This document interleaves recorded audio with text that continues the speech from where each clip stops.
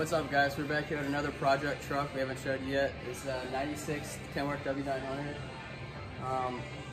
What we're doing right now is Ryan's actually fiberglassing the hood, well, attempting to fiberglass the hood. We'll see how it comes out, but we'll bring him over here and show him what it looks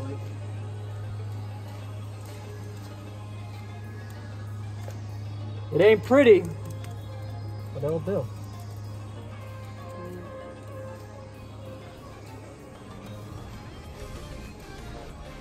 Yeah, give him a little walk around in the truck. Maybe we'll tell about it, Dave. Nope. What kind of engine's got in it. So it's got a 3406E model cat engine. We had the full thing rebuilt. How long do you think we've had this truck, Dave? About a month. Yeah, and 2 months. It's been an ongoing project. They really started hammering on it the past week to get it done and out of here. Yeah, within the next couple of days it should be done. Put some accessory pieces on here and there. Nice mud flaps and centerpiece, but alright, so we're just about to leave here. We'll show you what Ryan finished up. It looks alright. I mean, it's the first coat on there. Still needs a lot of work, but it should hold. It looks super rough. I never knew this with the fiberglass stuff. If you touch it, it's actually hot to the touch. Kind of like that chemicals catalyzing. So it's just a quick patch.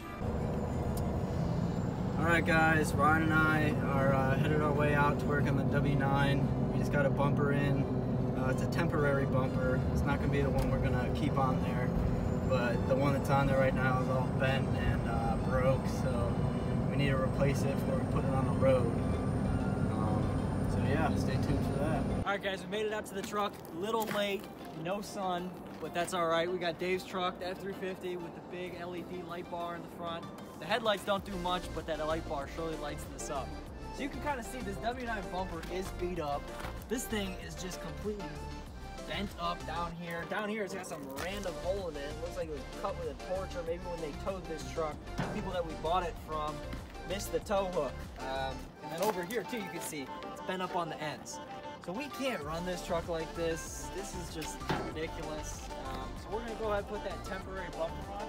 You can see the repair job that we did is holding up nice. I still gotta come out here and sand it. Definitely get some 80 grit on there, level this out and refill it. There's a few more spots I can see, but this truck still needs cleaned. I want to get this sealed in first before we put any water on it, just to make sure that that cures nice. Let's go ahead and get this bumper started, get this changed around, and get out of this 46-degree weather.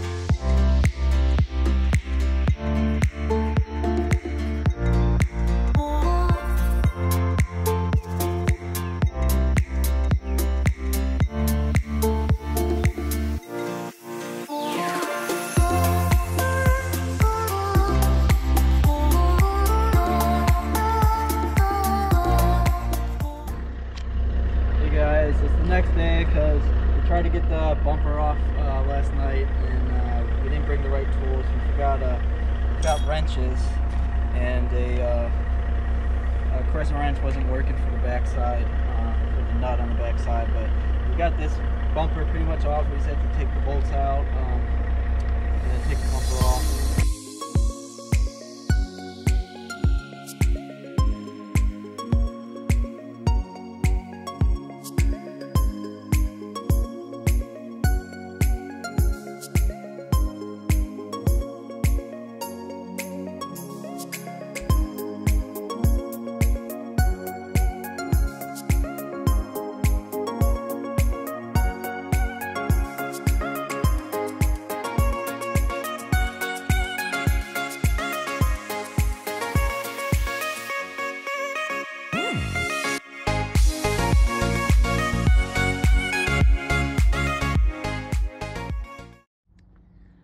Alright guys, as you can see, we got the bumper off. The old one's over there and the new one's over here.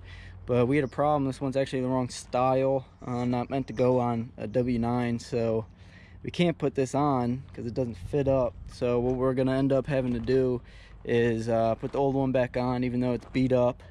We're gonna have to leave it on there for the time being and wait until we can or receive our shipment of the new bumper that we got, and then we'll make a video of putting that on for you guys.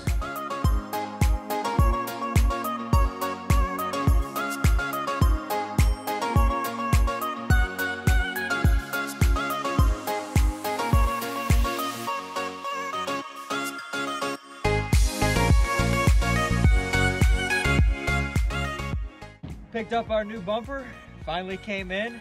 Now it's time to put it on this truck. After that failed attempt of the last bumper, hopefully this one does the trick and stays the one that stays on there the longest.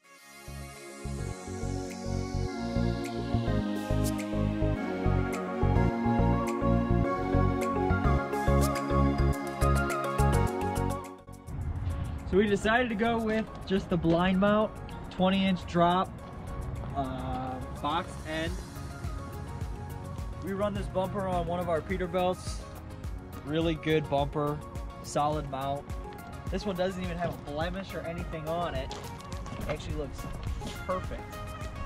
So just a simple 20-inch drop, blind mount, box end. We're gonna try to get this thing put on here before the sun goes down. Yep. So the way this blind mount setup goes is you got to put these backing plates on first, because there's no holes in the front of this bumper. Traditionally it would just go in right here and we use our standard bolts and go right through, right by the tow hook mount there. But this one has the blind mounts, so these backing plates go on, and then the bumper actually screws into these plates itself, 2 on the bottom and 1 on the top on each plate. So we got to put these on using the original bolts in the holes that we have over there, the same as right here. But right here actually this cracked off. So we're gonna kind of have to improvise a little bit right here, this other corner of this backing plate. So we're gonna try to hold it in with the 2, and then have to utilize this bottom drop bracket. Probably put a few washers in there just to stabilize it, or eventually get a welder and weld this back.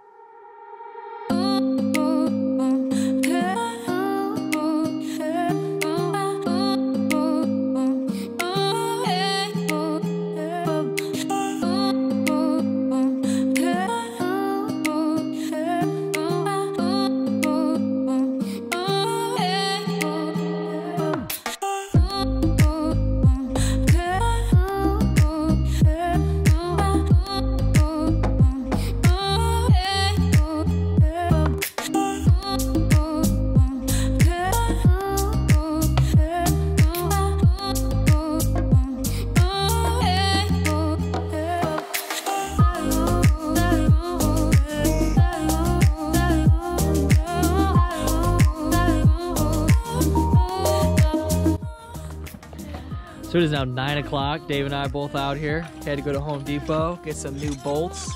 Ones they came with, they're a little too short. We want to make sure when we put this on, it's on to stay, not rattle off. These are 2 bolts right here. The one on the right is the one that it came with. The one on the left is the one we went to go get. That extra 1/2 inch is gonna make a world of difference to be able to get 2 washers in there and kind of pin it, press it together. So.